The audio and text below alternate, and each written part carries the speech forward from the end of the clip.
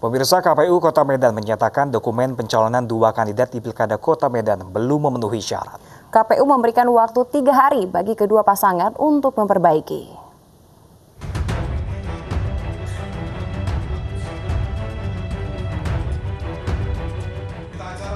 Berkas persyaratan dua bakal pasangan calon wali kota Medan belum memenuhi syarat. Berkas yang belum lengkap meliputi laporan harta kekayaan penyelenggara negara atau LHKPN dan syarat pengunduran diri. Selain itu, dua bakal pasangan calon Bobi Nasution Aulia Rahman dan Ahyar Nasution Salman Al-Farisi juga tidak melampirkan visi misi serta daftar kampanye di tingkat kecamatan. Kini dua bakal pasangan calon diberikan waktu 3 hari untuk memperbaiki persyaratan itu.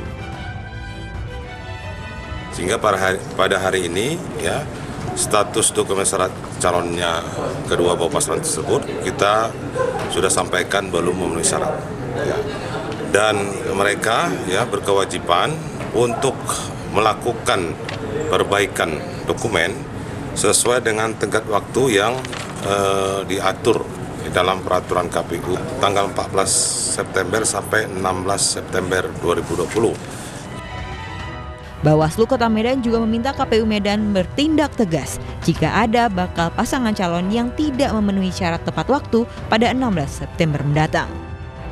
Dari Medan, Sumatera Utara, Said Ilham, iNews melaporkan. Sementara itu, pasangan Gibran Raka Buming Raka, yakni Teguh Prakosa, belum memenuhi persyaratan administrasi untuk maju sebagai peserta Pilwalkot Surakarta. Pasangan Baju juga harus melengkapi persyaratan administrasi.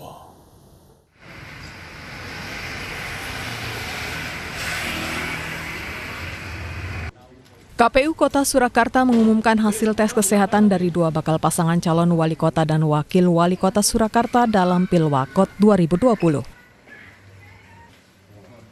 Pasangan Gibran Raka Buming Raka, Teguh Prakosa, dan pasangan Bagio Wahyono Efek Suparjo hadir dalam rapat pleno KPU Kota Surakarta.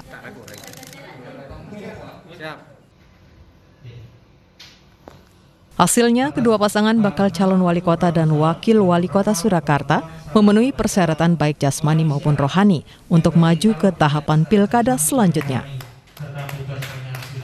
Sementara hasil pemeriksaan berkas persyaratan kedua pasangan bakal calon, KPU menyatakan keduanya belum memenuhi persyaratan secara administrasi.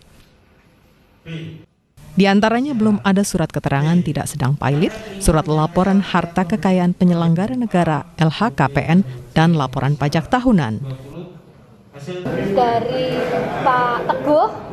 Pak Teguh itu kurang surat keterangan tidak sedang dalam kondisi pilot dari Pengadilan Tata Niaga itu sudah disampaikan.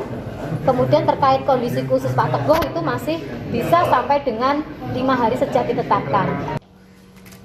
Sementara baik pasangan Gibran Teguh dan pasangan Bajo telah menyiapkan berkas kekurangan yang dibutuhkan KPU. Sudah diperbaiki aja sudah. Oh, sudah diperbaiki. Perbaikannya sudah masuk hari ini. Masih diperbaiki. Persyaratan ada masalah Mas ya? Yang kurang tadi. Masalah sudah disusun Pak. Kita kan sudah bawa main karena memang harus standar. Sampai 16 ini. Kita sudah bawa. Untuk tahapan selanjutnya, verifikasi dokumen perbaikan syarat calon 16 September dan penetapan pasangan calon pada 23 September 2020. Dari Surakarta, Jawa Tengah, Septiantoro, iNews melaporkan. Sementara itu, pemirsa, bakal calon wakil Bupati Petahana Demak, Jawa Tengah dinyatakan tidak lolos dalam tes kesehatan. KPU meminta partai pengusung untuk segera mencari penggantinya.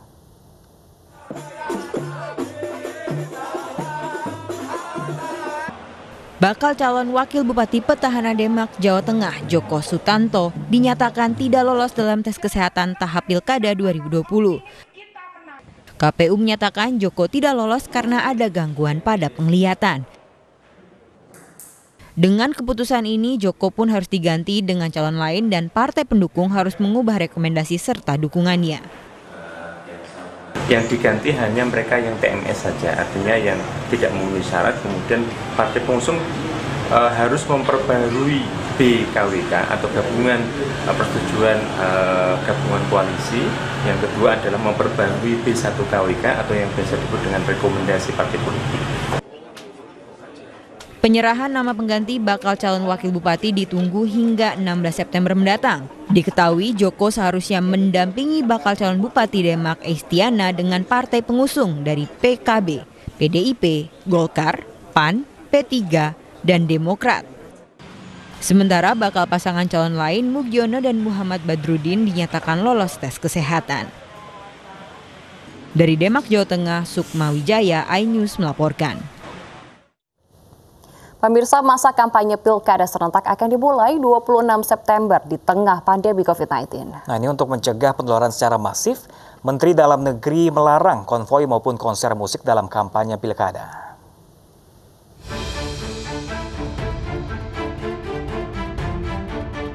Pilkada serentak tahun 2020 berbeda dengan pilkada serentak sebelumnya karena digelar di tengah pandemi COVID-19. Jelang memasuki tahapan kampanye pilkada, Menteri Dalam Negeri Tito Karnavian melarang kampanye terbuka yang bisa melibatkan banyak orang di satu lokasi. Tidak diperbolehkan untuk arak-arakan maupun menggelar panggung musik atau dangdutan. Menteri mengimbau para kandidat untuk memanfaatkan kampanye secara virtual maupun media sosial untuk meraih simpati pemilih. Sebelumnya puluhan calon kepala daerah petahana sudah mendapat teguran keras dari Mendagri karena melanggar protokol kesehatan saat mendaftar di KPU. Kebanyakan karena menimbulkan kerumunan saat konvoi untuk mendaftar sebagai calon kepala daerah dan berpotensi menyebarkan virus corona. Banyaknya pelanggaran protokol kesehatan saat mendaftar membuat banyak pihak khawatir hal serupa terjadi saat kampanye. Sementara KPU juga telah menetapkan sejumlah metode kampanye untuk pilkada serentak dalam peraturan KPU yang seluruhnya harus mengikuti protokol kesehatan. Pilkada serentak akan digelar di 270 daerah, terdiri dari 9 provinsi, 224 kabupaten, dan 37 kota, termasuk kota Makassar yang menggelar pilkada ulang. Masa kampanye pilkada serentak akan dimulai pada 26 September hingga 5 Desember 2020. Kampanye ini meliputi tatap muka terbatas, debat publik, hingga kampanye di media massa. Masa tenang dan pembersihan alat peraga kampanye akan dimulai pada 6 Desember hingga 8 Desember 2020. Pemungutan suara serentak akan digelar 9 Desember 2020. Nantinya dalam gelaran Pilkada Serentak 2020, petugas dan pemilih wajib menggunakan masker, menjaga jarak saat antre, dan menggunakan sarung tangan. Bagi pemilih lansia, ibu hamil, dan penyandang disabilitas akan didahulukan untuk memilih. Tim Liputan iNews melaporkan. Presiden Joko Widodo lantik 20 duta besar luar biasa dan berkuasa penuh Republik Indonesia. Informasi selengkapnya akan hadir usai jeda, tetaplah di iNews Pagi.